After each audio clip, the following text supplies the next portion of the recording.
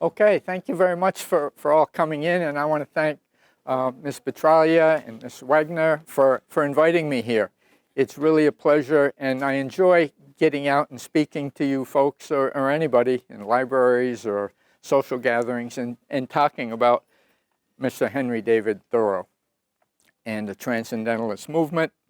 I've been following his footsteps, I would say, for the last 15, maybe 20 years.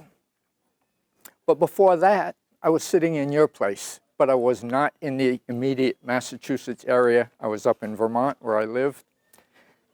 And as a matter of fact, my very first introduction to Henry David Thoreau. I still have the notes, I still have the underlinings, and there's probably a girlfriend's name in here once or twice as well. I've written about his walk from Concord, Massachusetts to Mount Wachusett. You can find that in his essay, A Walk to Wachusett.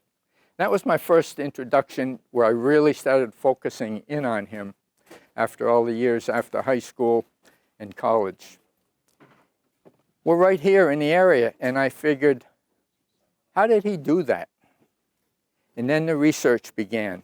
You have so many opportunities and technical things available for your research. So any of the questions that come up, any questions you have about Thoreau, Emerson, the Transcendentalist, it's at your fingertips on the computer. We didn't have that back in the day. We had to go to an encyclopedia. We weren't as close. We're 30 miles from Concord right here, 30 minutes, an easy drive. So you have access to all this stuff. So let's begin. We have Mr. Thoreau.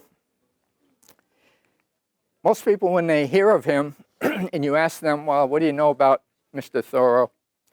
They say Walden Pond. They talk about the hermit. They talk about the guy who built a cabin on Walden Pond. Maybe they've heard of his essay, Civil Disobedience. Not a lot, but maybe. But we know he was much more than that. He was generally like you and me. He could play the flute. He loved to dance. He has a great sense of humor. And you can read that in a lot of his writings.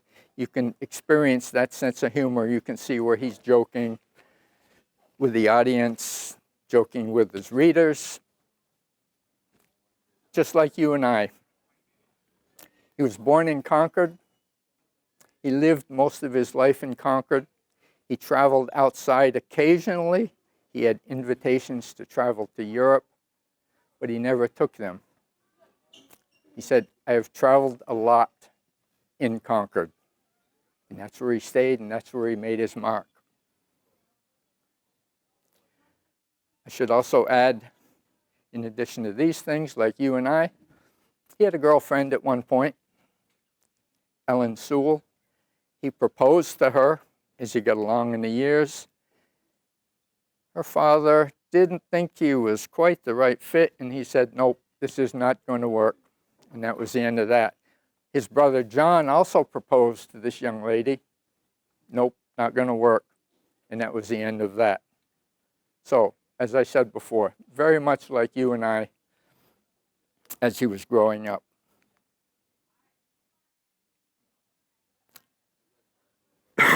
What did he do? He was a student. He went to Harvard. It was a matter of his brother or him, and the parents could not afford to send them both to college. He was the chosen one. He went to Harvard. His sister Sophia didn't have a chance. Back then, no way. It was only for the male population. After Harvard, he's been a lifelong student, as we'll see.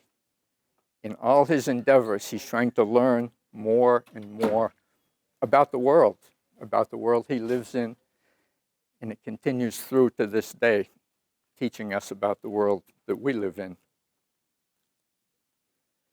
His very first job was with the Concord school system.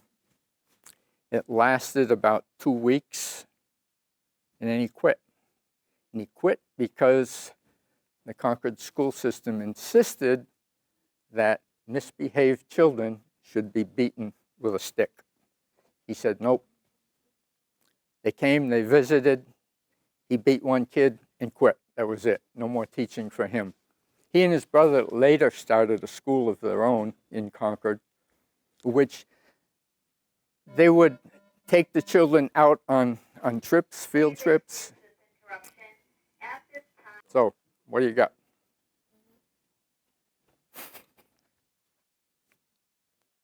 Nobody? I know you wrote questions ahead of time. Yes. What's your favorite piece of writing by Thoreau? My favorite piece of writing by Thoreau. I'll get to you just a second, okay? I started out with Walden. Probably several of you have delved into this.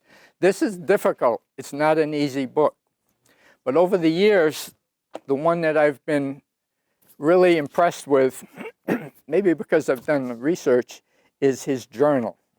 His journals are 14 volumes, manuscript, handwritten, very difficult to read, but fortunately some people at the University of California, Santa Barbara have transcribed a lot of that, and now we have published those 14 volumes. And in those volumes are the nuggets that you can retrieve and learn all about what he was thinking, his Transcendentalist theories, what he learned. He was a scientist, things that he was pulling out of the land as he walked around.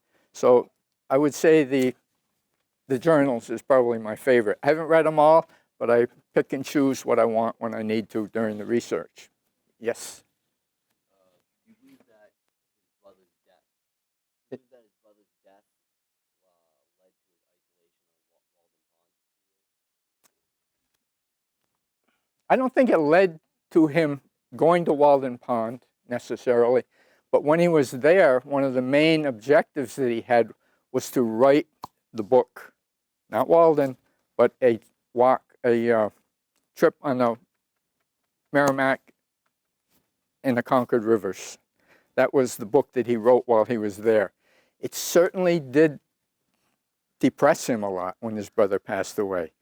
He even had a similar incident, illness, right after his brother died. That's not why he went there, but that's what he did when he got there. He wrote about that trip, and he involved his brother a lot in that story. Any more questions?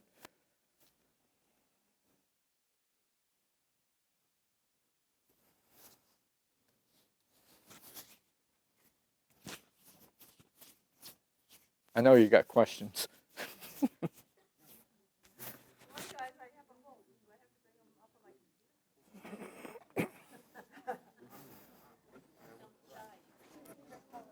Yes. What was your main interest in studying? My main interest was, it really developed, as I said, we had to read back in high school, a little bit in college, but that's not what did it. Started out, our family, after we got married, we lived in New Jersey, then we moved to Connecticut, and then, because of my job moving around, we moved to Massachusetts, we moved to Leominster. And then I got to say, you know, we're right here in Massachusetts, Concord's down the road. I started reading more seriously after I'd taken a trip to Mount Katahdin in Maine. And that's where Thoreau did a lot of his travels up in Maine. And I noticed up there a lot of signs, trails marked Thoreau. And so when I came back here, I started reading him some more, looking, researching. I found the essay, I walked to Wachusett, and I said, how did he do that? I want to do that. It's not that far. So it's 26 miles to East Princeton, and then 6 miles to the summit. He did that in 2 days. He stayed in East Princeton, then he went to the summit. That really led me to more study of him. And lately I've been following his travels to Mount Monadnock. He made 4 trips up there. And so I've been doing research there and working on another book.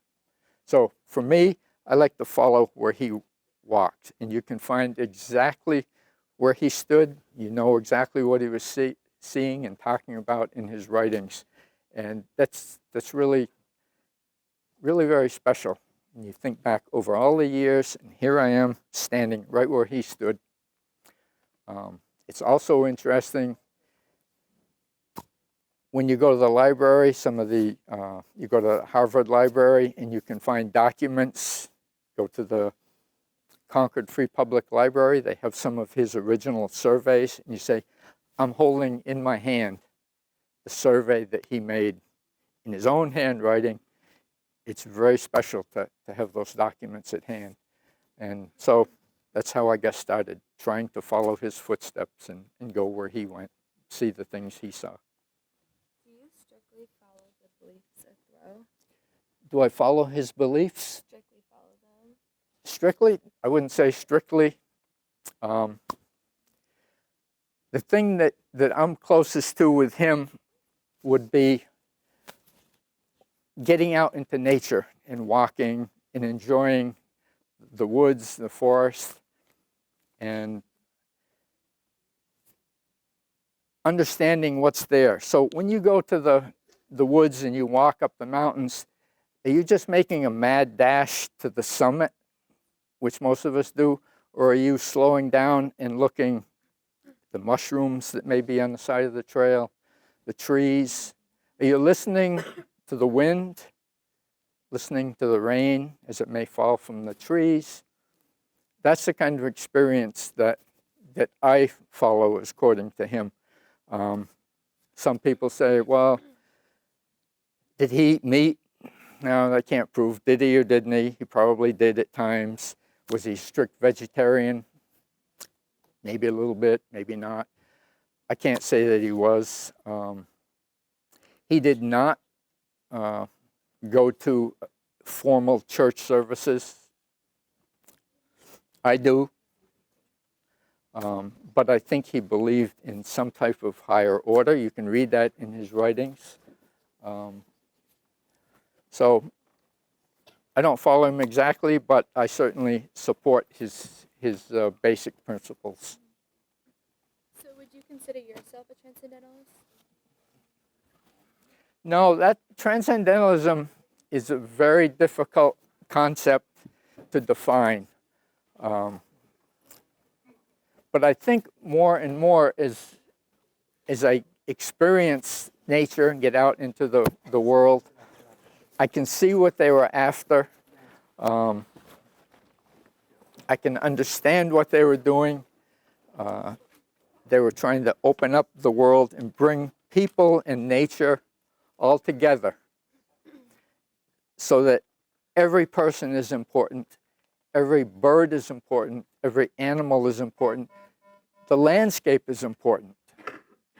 But there's Those students should momentarily be returning to your classroom from the PSAT meeting. Once again, those students that went to the PSAT meeting will be returning to your classroom at this time. Thank you. Ladies and gentlemen, those of you who have back to PSAT, would you sort of tuck away your materials and prepare your undivided attention? Thank you.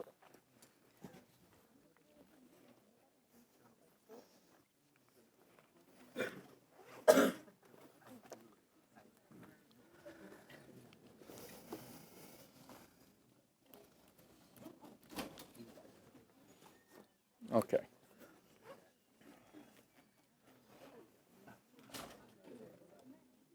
Okay, I think we left off where I was talking about his brother John and himself setting up their own school after he quit his school teaching for this village of Concord. In their school, it was more one-on-one with the students, taking them out on field trips, introducing them to the world, working with them personally on translations, learning about math, learning about the sciences. It was more a closer relationship with the students. It wasn't just mandatory. Remember this, remember this, remember this. And if you don't, you get the stick. So they were very, very much into the students. And as a teacher, we're learning from him all the time, even to this day. Certainly, Walden, the Journal, many other books. I'll list them in a little bit. So he was an author. He started out wanting to be a poet. And that didn't quite work out the way he wanted. And then he realized he could write and express himself better as an essay. He lectured seven. Sophomore who did not have a picture taken for their ID, please report to the auditorium. Sophomores only if you did not have a picture taken. He lectured 75 times throughout New England, a little bit into New Jersey and New York, and he would talk about his essay, Walking.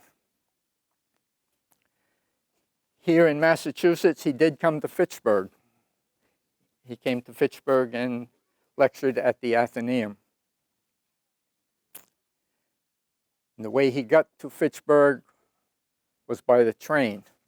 And train, you can take it today. It's the very same train. The MBTA, formerly the Fitchburg Railroad, was started by a Fitchburg resident businessman, Alva Crocker. He started that train, Fitchburg Railroad, in 1843, 44, back in those days. And it was to help his business. He would move his materials back and forth, selling goods and then his raw materials. Obviously a philosopher, an environmentalist, one of the very first, and as a result of his work, so many authors since then have written about the environmental movement, what they see and what we have to do to keep it going, to avoid the problems that climate change might give us. He was an explorer. He loved to get out into the countryside. He walked every day, exploring all around Concord. One of the ways that he supported himself, let me get rid of this over here.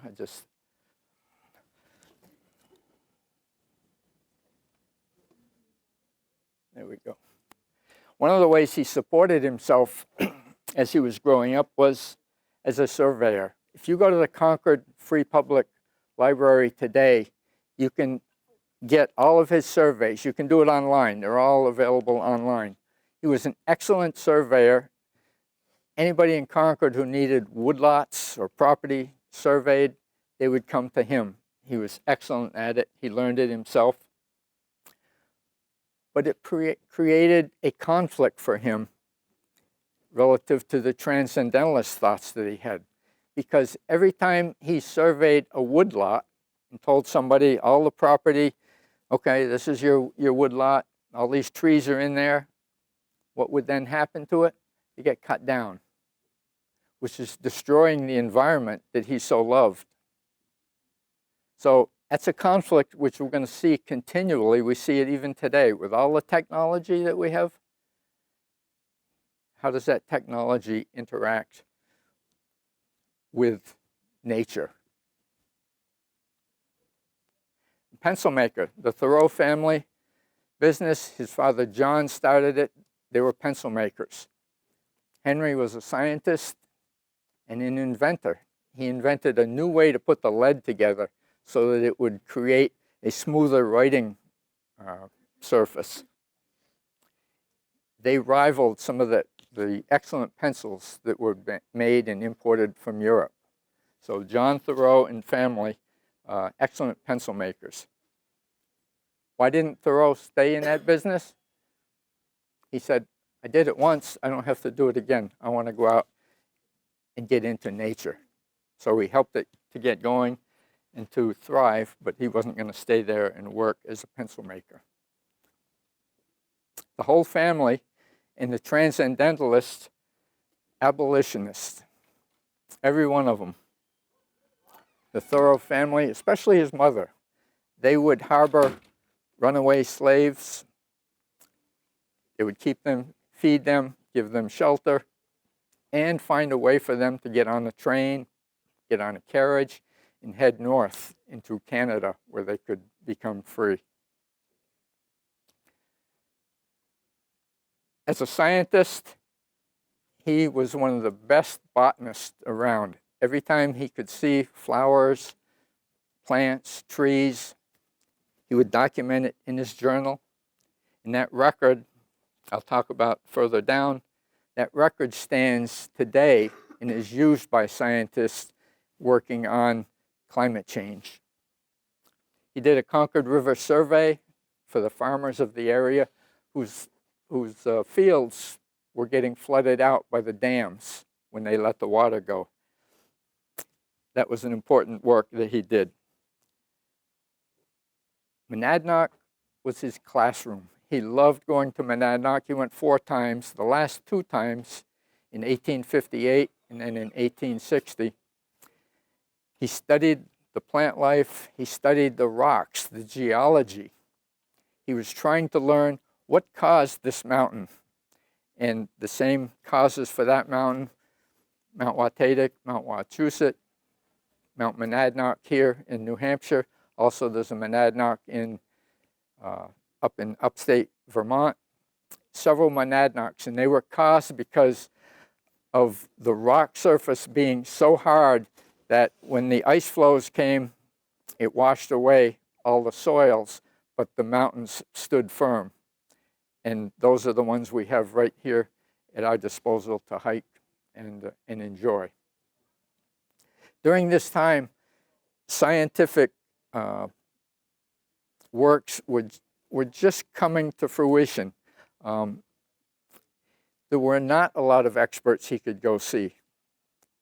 There weren't any books like we can have. He couldn't pull out a cell phone and hear a bird chirping and find out what it was. We can do that. So he had to rely on his own resources to identify and understand what was going on with the birds, the flowers, the rocks. So he was much more than just a common man in Concord. What did he say he was? I don't expect you to read all this, but the secretary for the Association of the Advancement of Science asked him in an application to join, what do you do for scientific work? What is your specialty?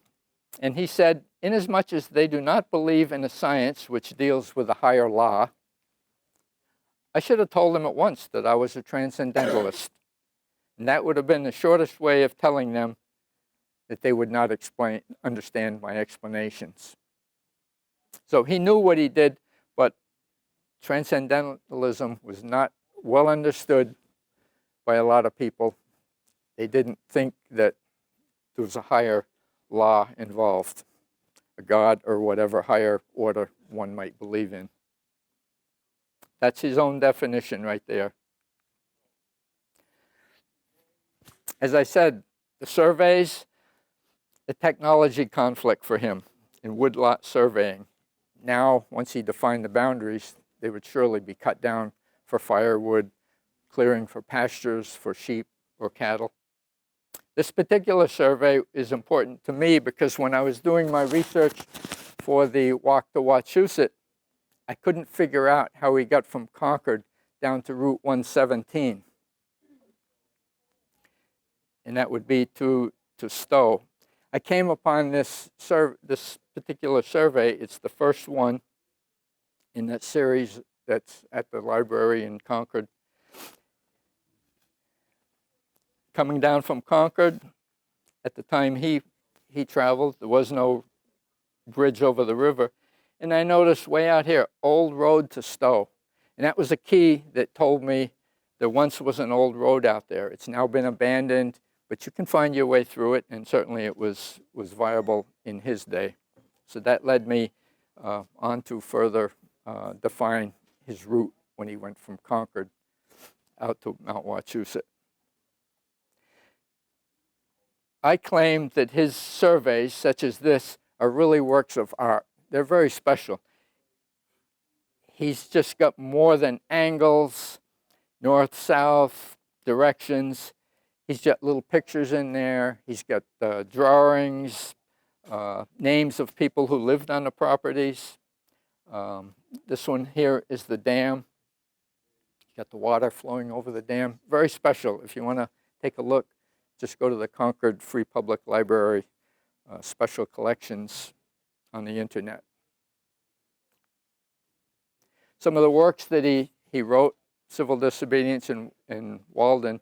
Walking is his testament to Transcendentalism. And just like Emerson's Nature was his testimonial to Transcendentalism, this is Thoreau's. A week on the Concord and Merrimack Rivers. Cape Cod, he went down there many times. Several trips to Maine. His journal and others. Here's one that always gets folks. When I went to school, it was Thoreau. Henry David Thoreau. But the family pronunciation back in Concord, like Burrow. Thoreau. It's just an accent on the first part or the last part. Thoreau. It's okay. People today accept either one. But if you talk to academics, people are really studying at universities, it's Thoreau. Like Burrow or Furrow. Not a big deal. You can say it either way. I switch back and forth. I'm sure I'm not consistent. His connection to Transcendentalism. The kingpin in Concord, Ralph Waldo Emerson. Everybody came under his umbrella. A former preacher, he gave that up to study and to publicize his works in Transcendentalism. And they all came to Concord, too. It's not like they were spread all over the United States. They came and they lived in Concord where they could meet with him. A couple of times during his life, Thoreau even lived with Emerson, his family, while Emerson was traveling in Europe. Bronson Alcott, this is one that might be of great interest to you. He started off as a teacher in trying to instruct the students in the transcendental methods. Very close to the students, again, like Thoreau had done in his school with his brother John.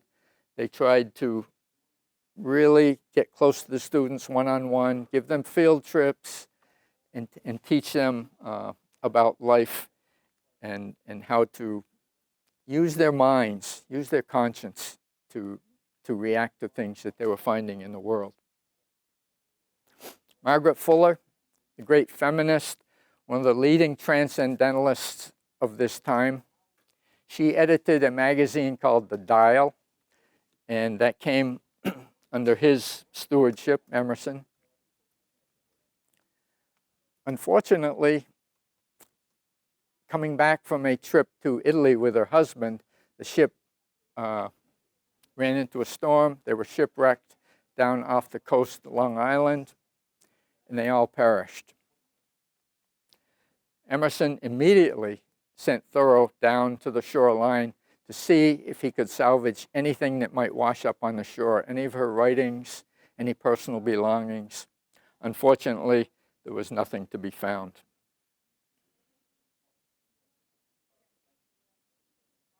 And then Thoreau. There's others. You can do your research, look them up, they'll appear. But most of them lived in the immediate area in Concord. Emerson asserts, and this is a reasonable definition of what he's all about, he asserts that all our questions about the order of the universe, about the relationships between God, again, he was a former minister, between God or a higher order, man and nature. So it's the higher order, man and nature, all on an equal basis, may be answered by our experience in the world and life around us. So they're looking to really get down and understand what's going on in the world. You've got to get it by personal experience. Thoreau had a poem early on called The Mountain.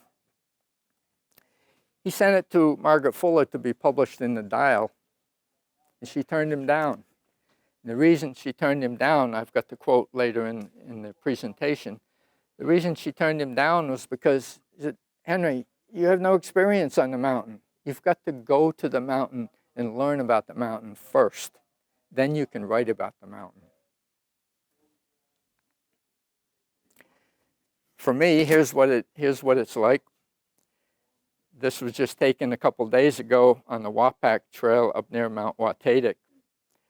Experience life in the world around us. Now, you may find in books paintings, pictures, everything about getting out there and hiking and how beautiful this is and that is and all these wonderful things out there. And that's good. This is good, a beautiful fern field here. But if you look at that, you can't experience the sunlight coming through the trees. You can't smell the fern field that we were walking in. We've got our bundle up in our jackets. You can't tell how cold it was there. So you've got to get out and experience it for yourselves. That's what Thoreau and Emerson, that's what they were all about. Experience life in the world around us.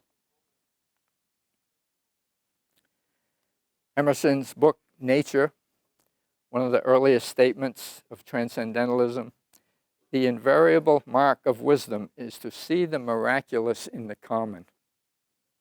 Like I said, you can see the mushrooms on the side of the path as you're walking through the woods. Pick one up, look at it. Look underneath, see that some mushrooms have little waves on them, some have spikes on them. What's all that about? It's miraculous. They'll die, they'll come back the next year. Hear the birds, listen, which ones are which. And on your iPhones, which you all have, I'm sure, there's an app. You can record the bird, and it'll tell you what it is. So we have plenty of incredible technological features that we can use today to experience the miraculous in the common that we find. A means of reaching human enlightenment. While this was Emerson's featured publication, Walking is Thoreau's. His lead words in the whole document: I wish to speak a word for nature, for absolute freedom and wildness as contrasted with a freedom and culture merely civil, to regard man as an inhabitant or a part and parcel of nature rather than a member of society. He wants us to get out there and use our senses, seeing, hearing, smelling, touching, tasting, observe what is there. He called it sauntering. You don't have to race up to the top of the mountain. Just saunter along, take it easy, and understand what you're walking through. Influenced by Thoreau, two major names come to the fore: Martin Luther King Jr. and Mahatma Gandhi. Civil Disobedience was the document that they both dove into and understood as far as their protests nonviolent. Use your good conscience in making the right decisions. We all have decisions to make today. We come to school, we go home, our parents, siblings, family members, friends at school, things we run into. Use your conscience. You know what the right thing is to do. Make the right decision. Don't follow along with the crowd just because somebody's doing something. Make up your own minds. Thoreau was motivated in writing Civil Disobedience because of his rejection of slavery in the Mexican-American War, which was for the sole purpose of admitting Texas and Mexico into the Union as slave states. He objected violently with that, and he spent a night in jail rather than to pay a poll tax that would support the government in that war. Martin Luther King and Mahatma Gandhi. nature writers influenced by Thoreau. All excellent pieces.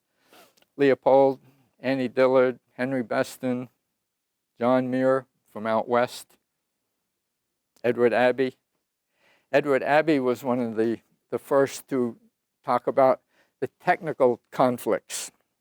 As Thoreau had seen the conflict between surveying and the woodlots, Edward Abbey saw it on a more global level as what we're doing as the Industrial Revolution passed, and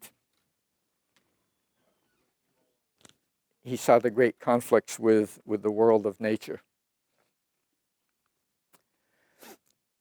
But beyond the political,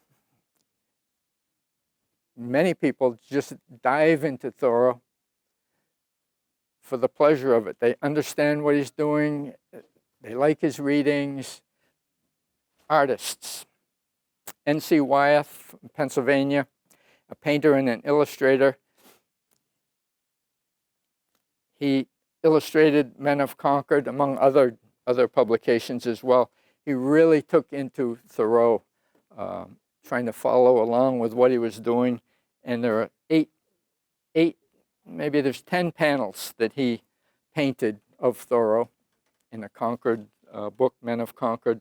6 of those panels are at the Concord Free Public Library.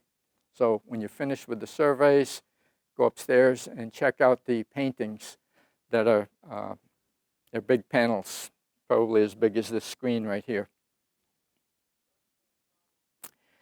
As a photographer, Herbert Gleason, a landscape photographer in the early 1900s, he followed Thoreau's footsteps around Concord and around places that he walked. And the one that really comes to mind for me is Mount Monadnock. That's a place on Mount Monadnock. That's Gleason's picture. You can go to this very spot today, and you can with many of his pictures up on Monadnock. You can sight in on that, and I can tell you it looks exactly like that today, with the exception the trees are a little higher, some have died off, but you can find all these pictures. He was devoted to finding and doing photography for Gleason, for Thoreau. Many of his works are published in books about Thoreau. So it's not just the social, the political aspects that we find today. Even the United States Postal Service got involved. 2 stamps for Thoreau. Some say this was 1970s hippie Thoreau. This is more conventional. Current studies being done. Dr. Drew Lanham, Clemson University. On the social scene, Black Lives Matter as much as white ones and wild ones. Dr. Lanham came to the Thoreau Society convention, the gathering this summer in Concord, and he spoke to us. He's bringing it all together. The backstory, Dr. Lanham is a black professor. He's also a devoted birder, but he's focused on John James Audubon, who painted all the beautiful pictures of the birds. We can see them today. Audubon was a slave owner, and the methodology that he used for his birds, he didn't paint them in the wild as they were flying or he saw them on the treetops. They had been shot and then brought to the studio, and then he painted them. So Dr. Lanham is focusing on the equality of all of us. We've got to, black, white, whatever we are, we're all equal in this world, and we deserve all the just treatment, and in so doing, we've got to consider the wild animals, the landscape, all have to be taken care of. And if we don't pay attention, we're going to lose that. We're going to lose that landscape. Dr. Richard Premack, Boston University, he's studying Thoreau's botanic observations, finding that wildflowers bloom 1 week earlier than they did in Thoreau's time in the 1800s. And he knows this because we know when wildflowers bloom today, Thoreau documented it in his journal. He kept careful records of all the flowers in Concord and when they bloomed. So today we know 1 week later, and the leafing of the trees is 2 weeks later. We say, so what? Well, that impacts fruits when they come to fruition, when we can harvest them. Bird migrations. It changes for the birds. They're traveling because the environment is changing, climate change. And so Dr. Premack is investigating what all this means to the future of our climate and our globe. Dr. J.J. Sylvia of Fitchburg State is talking about Thoreau and technology and how that interacts. I'm sure just about everybody here, myself included, has a cell phone. What's the conflict with the cell phone? Well, when you want to talk to somebody, text them, you email them, but do you really stop and speak to them eyeball to eyeball? Sit down and have a good conversation with them, or does technology get in the way of that? When you're out into the woods, turn the cell phone off and listen. Not to the music coming out of your earbuds. Listen to the birds, the wind, the rain, your footsteps, the crunch on the soil. We write these letters and texts on our cell phones and our technology today. What about letter writing? How many write letters to one another? Real handwritten script, write letters. It's a lost art. We don't do it. But it means so much if you can write a letter to somebody. From back in Thoreau's days, there are volumes written and just holding letters. Thoreau's letters to and from people, Emerson's letters, Alcott's letters, Emerson's children's letters. These letters tell us so much about the history of what was going on back in the day. We can learn so much from them. It's been an excellent research tool for me. You can go on the internet, archive.com. You can find books and books, anything you want. But the conflict is between nature, transcendentalism, and new technology. We can have both. We should have both because there's certainly value in the technology of the cell phones, but we have to be careful with it. Just a couple of quotes here. Thoreau was an avid reader. Almost 1,500 books are listed in Saddlemeyer's documentation of all the books that he ever read in his library. Living at Emerson's house, he had access to Emerson's library. He had access to the Harvard Library, and he heavily read travel books. Travel books are referenced throughout all of his works. A truly good book teaches me better than to read. I must lay it down and commence living on its hint. What I began by reading, I must finish by acting. So he reads, he learns, and then he goes and he checks it out. See if you can experience it. Find it. Books are carriers of civilization. Without books, history is silent. Literature dumb. Science is crippled thought and speculation at a standstill. So read. Here in the media room, in the library, libraries at the public library. You can go anywhere in the world if you read a book. You don't have to leave. You can read about it, then go out and test it. This is the quote from Margaret Fuller in a letter to Emerson when the poem about the mountains was submitted to her. If I give my impression of him, of Thoreau, I will say that he says too constantly of nature, she is mine. She is not yours until you have been more of hers. Seek the lotus and take a draught of rapture. So go out there and enjoy it. Find it first, and then you can enjoy it and write about it.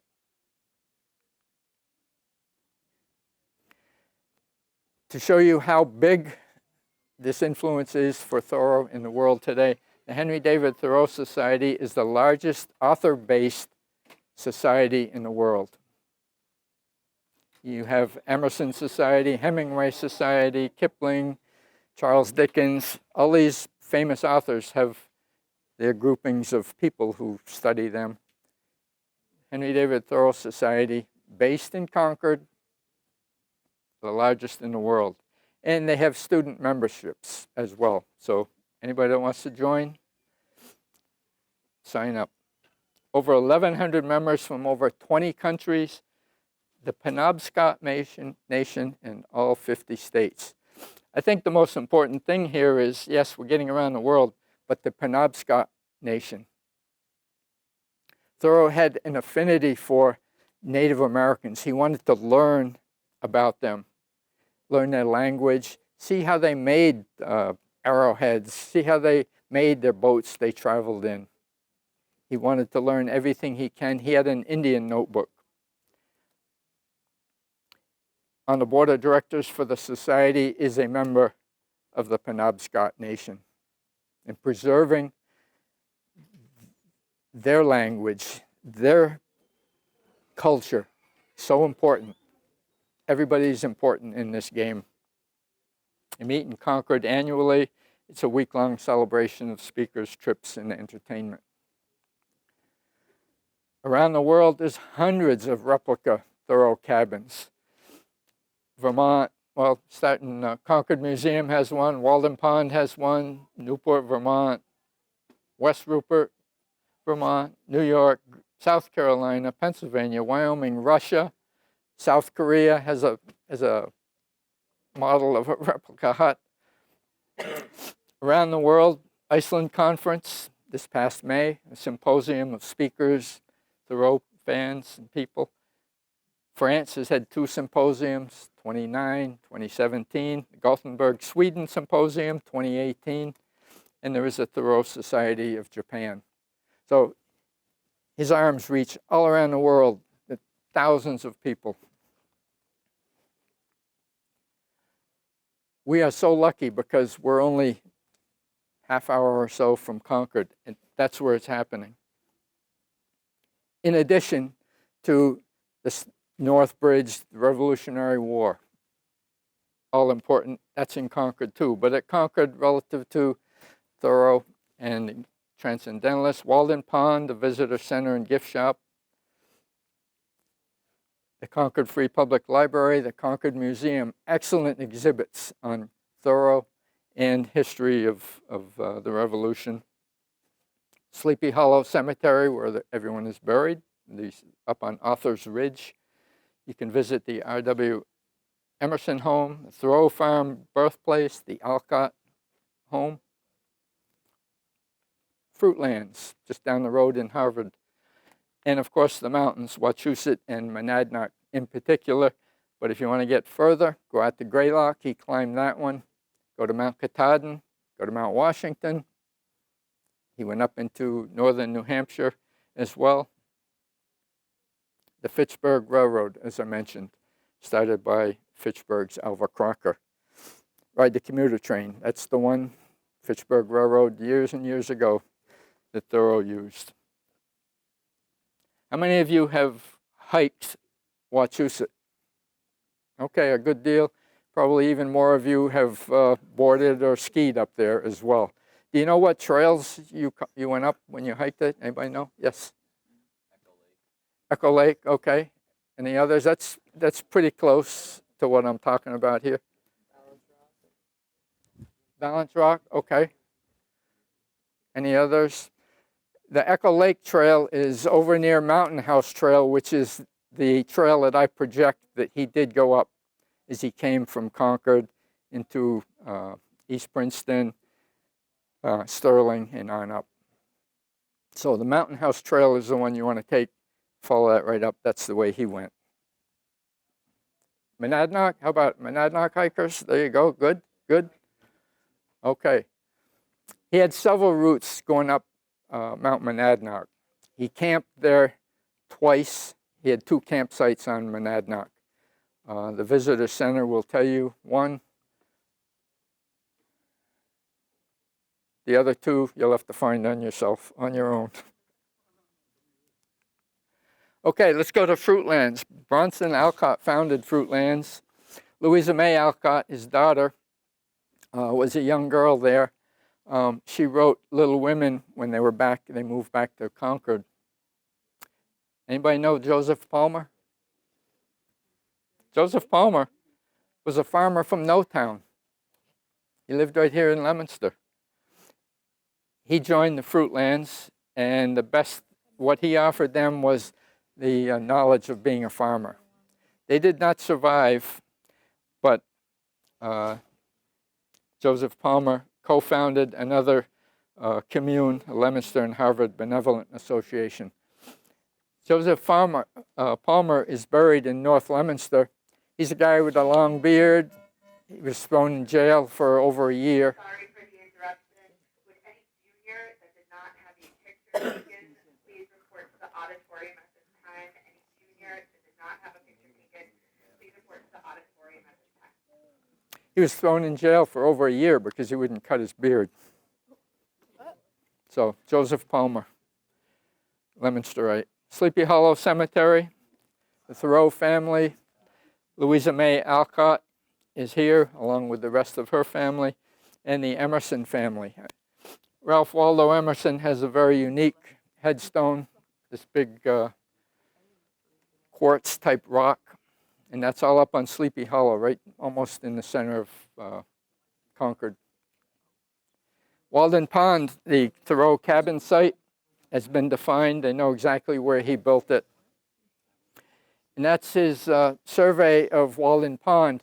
It's not a two-dimensional all the way around, it's accurate, but he also did a three-dimensional. In the wintertime when the ice froze over, he would drill holes and he would drop a plumb bob in so he could find out how deep it was all around. So all around here, these edges, he has made a three-dimensional model, a survey of Walden Pond. Here's his cabin at Walden Pond with a little statue of him. Henry hikes to Fitchburg. If you have younger brothers and sisters, you may have seen this book. He did not hike to Fitchburg. This is a parable. You can find it in the economy chapter of Walden. And he's talking about, again, the conflict. Do I take the railroad or do I walk? If I take the railroad, I've got to work for a living to make money to buy a ticket, get the right schedule, make sure I get on the train. If I walk to Fitchburg from Concord, I can take a swim in the Sudbury River, I can enjoy the birds flying, go over the hills, get the fresh air. And so it's just a children's story, a parable about explaining the nature of what Henry the Bear would prefer. He did hike to Wachusett. There you go, Concord to Wachusett, almost straight west. And most of this is down through Route 117, down into Bolton, Clinton, or not Clinton, but Lancaster and West Sterling. There lay Wachusett, the object of our journey. You could see that from Wadaquatic Hill in Bolton, up over a little beyond in the Neshoba Valley Winery. You could see Wachusett. And this is on the old Indian Trail of Mount Wachusett. And he wrote, "Before sunset, we rambled along the ridge to the north. A hawk soared above us. It was a place where gods might wander, so solemn and solitary, all removed from the contagion with the plain." So that's what he's after, getting out there, just sauntering along, enjoying the scenery, understanding what's there. It's probably a little late now, but within the past 5 or 6 weeks, you could go on Wachusett and watch the raptor search, the raptor count. The people come there from all over New England looking for the raptors and making count of the migration of all the hawks, the eagles, the birds that fly south. It's pretty interesting to go up there in the tower and watch them. It's a little bit late now. It's just pretty much past. But next year, September, take a walk up there. Mount Monadnock, his favorite mountain. He learned the rocks, the plants. That was really his laboratory where he could learn. There's a couple of places named for him up there. One of them is the Thoreau seat. He never sat there. There's a Thoreau trail. He never walked there. But there is a Thoreau bog, a little swampy area on the north where he did go down in there, and he studied in there. How many of you have been on Wachusett or any mountain for a sunrise? Okay. If you haven't, I would encourage you to go to some mountain. Wachusett's the easiest. See the sunrise. Get there before the sun comes up because it's majestic. It's something you've got to experience. And I leave you with one thought as Thoreau: go confidently in the direction of your dreams. Live the life you've imagined. As you simplify your life, the laws of the universe will be simpler for you.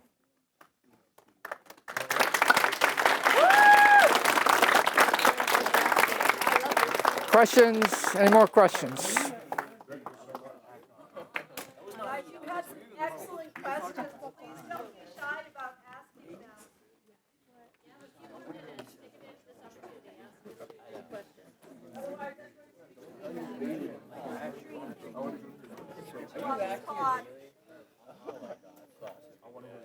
Okay, before the bell rings, what do we got? Questions? There was one which I thought was particularly good. There were many.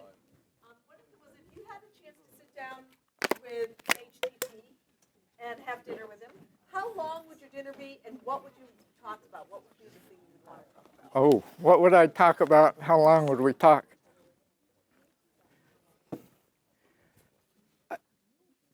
There's an interesting grouping. They live stream it out of his birthplace, and it's called, and in fact, there's 2 books. They've done it annually now, the Thoreau Society. What would Henry think? What would Henry do? And so that's the very question you're asking. And I would ask him, when was he going back to Monadnock and what was his purpose there? He only went 4 times. The last time was in 1860. He died in 1862. He never had a chance to go back and write about it. But I would be so interested to find out, because I've done so much research up there in his travels, what was next on his agenda on Mount Monadnock. His good friend, Ellery Channing, suspected, and he wrote in his biography of Thoreau, that he suspected he would have a major document coming out about Monadnock. But he passed before that. He was only 44, so at too young an age. I would ask him about his trip to Minnesota. It's documented, it's been written about, but I'd want to know more about what he found out there with the Native Americans. What was his objective out there, and what did he find? In Maine, you can find some incidents where he didn't say real favorable things about the Native Americans. And then I think he changed towards the end when he understood how valuable their knowledge was, that they were part of the whole thing. So I'd want to know more about his Indian notebooks and what he found in Maine.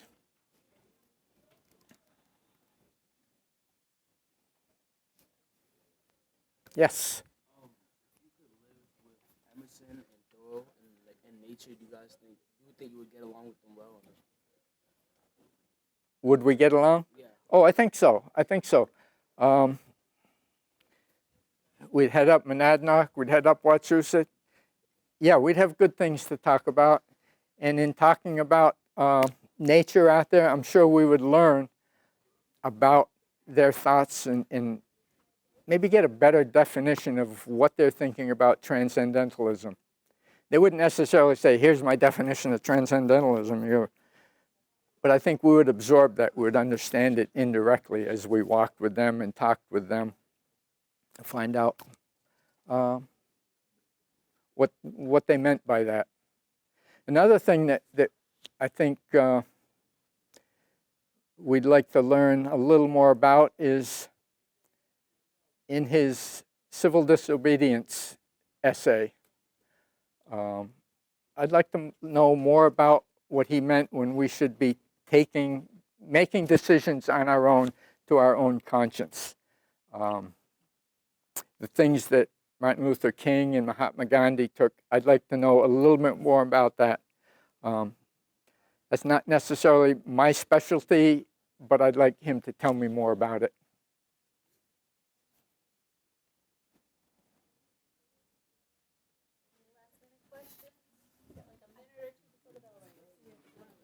I have one that kind of ties in with yesterday's debate, and it says, what do you think Thoreau would think of the current education in this country?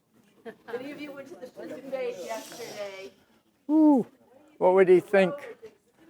Did he quit? Then he went to school.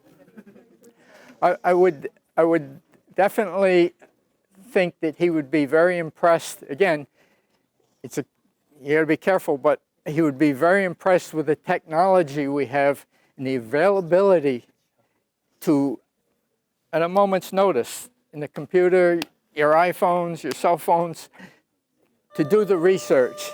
He would be very positive about that.